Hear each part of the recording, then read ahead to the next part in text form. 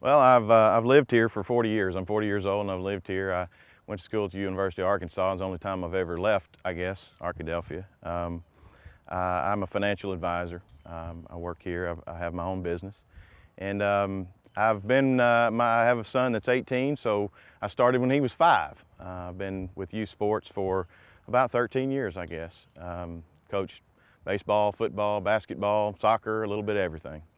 And I guess what's kept you in it? What about that job has kept you in it for so long?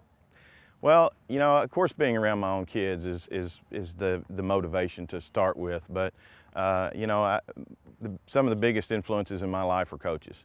Coach Willie Tate, you know, was probably the most influential coach or even teacher for that matter that I ever had. And you know, he cared about his kids, and I love these kids. You know, I love to see them. I've got kids that are seniors in high school right now that are doing well for our football team, and they come up and give me a hug after the game and say, "Hey, Coach, I'm glad you're here." You know, they call me Coach, which you know has never been an official title other than out here, and so you know, it means a lot, and it's a hobby. I mean, it's, you know, a lot of people hunt and fish, and I do a little of that, but you know, it's my hobby.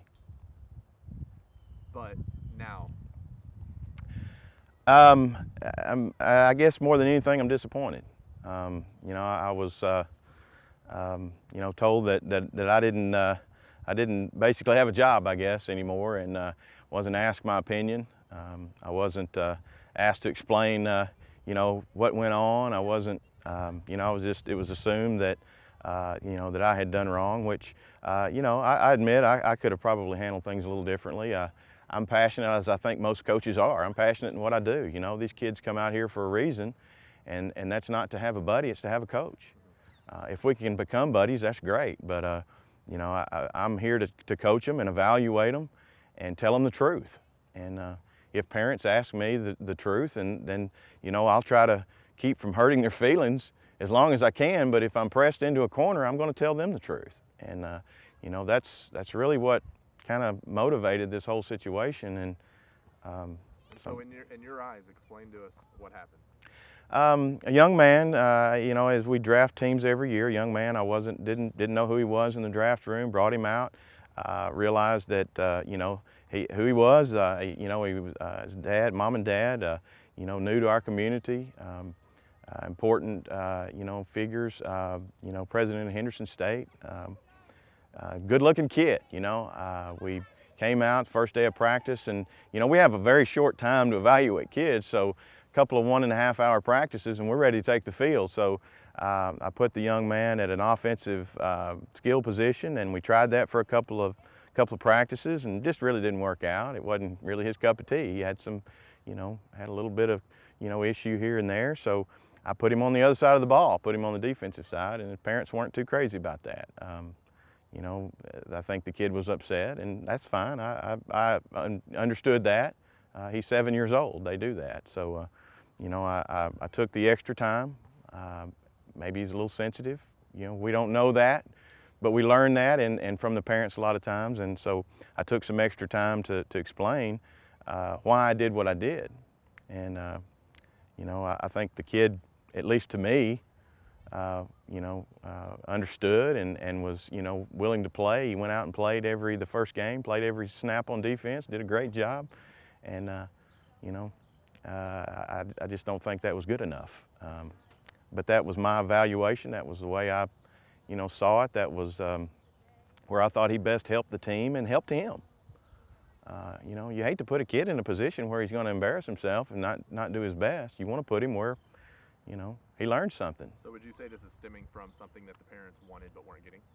I would have to say, yeah. I mean, I think, you know, the child never told me that.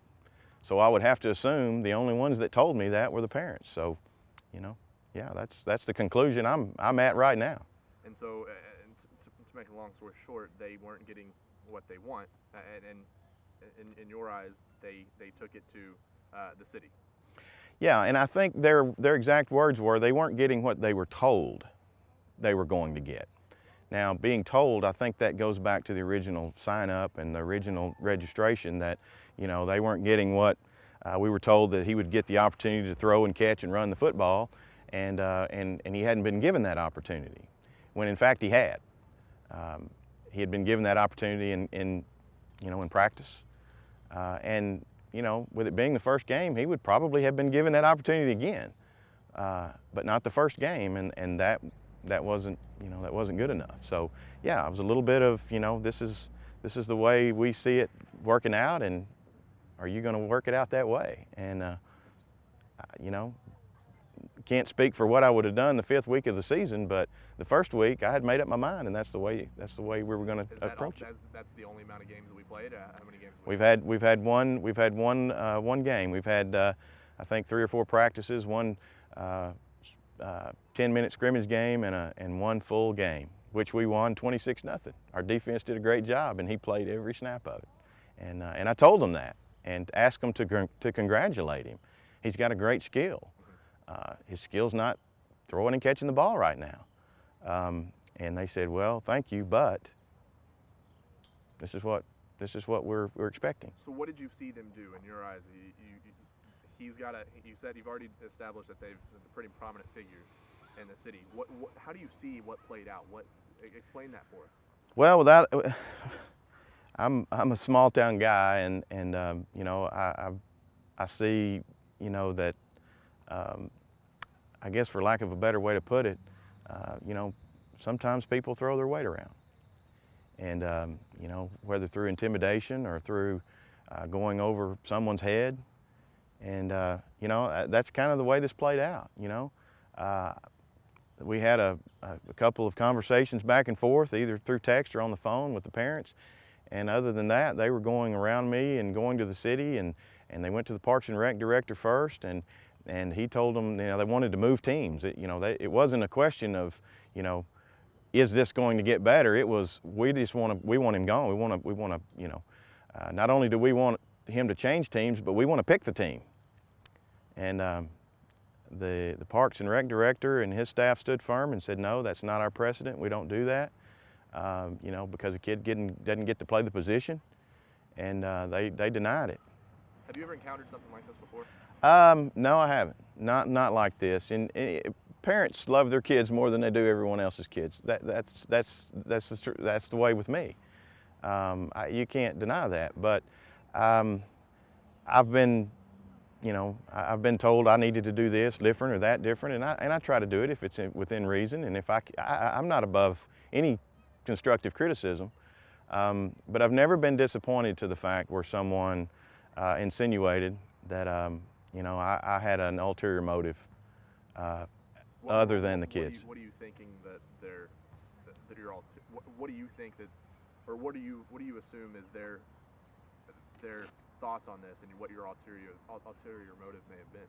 Well, I don't think I don't assume this. I was told that in a text that I sent, I referred to, and I was out of line in sending it, but I didn't call any names, and I didn't curse or do anything irrational. I just said, you want the truth? The truth is we did give him those opportunities on this team. He wasn't very good at them, so we moved him somewhere where we thought he might do better. I mentioned, I said, I hope you get your way on another team.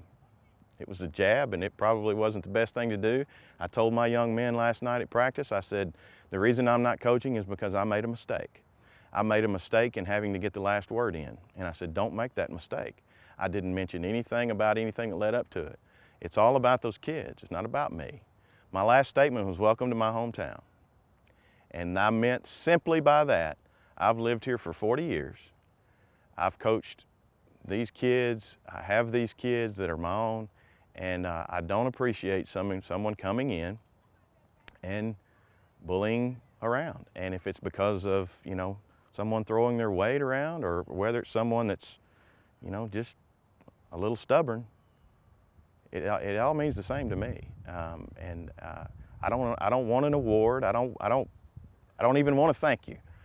I just want those kids at some point to have learned something and to have gotten better and maybe be a little part of their life, and that's it. So do you think that the city, coming down to the city's decision, do you think that was justified from what your actions were? I don't. I don't, and I think that the thing that was missing from the entire process was simply a chance for me to explain.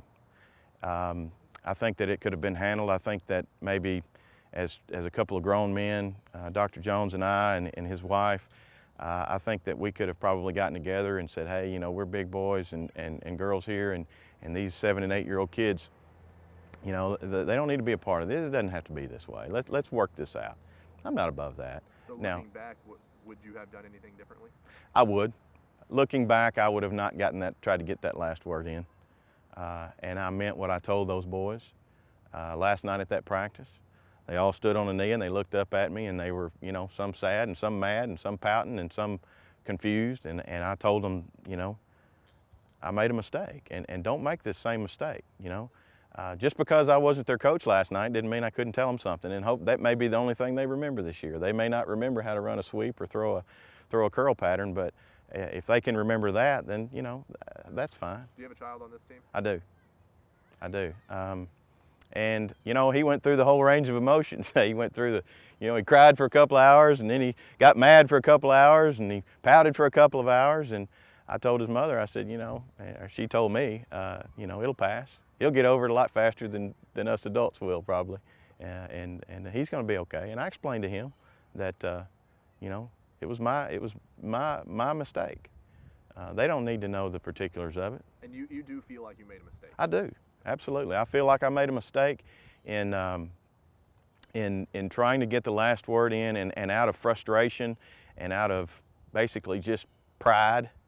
You know, took a little jab, and it certainly didn't mean anything racial, or, you know, racially or anything other than, you know, just let me do my job, you know. So moving forward, where do you see yourself going with this? Are you done trying to resolve this issue, or you want to get back into it? Yeah. I mean, the motivation is the kids. It was kids in the first place. It's the kids now. I want to be, you know, I want to see my son. I love this. I love coaching. I love the kids. I love the reaction. I love the winning, the losing. I love it all. Absolutely. I mean, I want to be out there. That's, you know, like I said, I don't, you know, I'm not a baseball card collector, and I don't go skydiving. This is my hobby. I mean, this is my favorite hobby, and you know, it kind of it disappoints me that it's gone this way. It disappoints me that I can't go spend time with my son and those other kids. And yeah, I think the perfect solution would be, you know, let's talk it out, and let's get by it. That happens? I do, you know, I do. But I'm kind of to the point where I don't feel like as the one who really the one who's taken the blunt of the, you know, the blame at this point. I don't know that it's my job to you know, initiate that.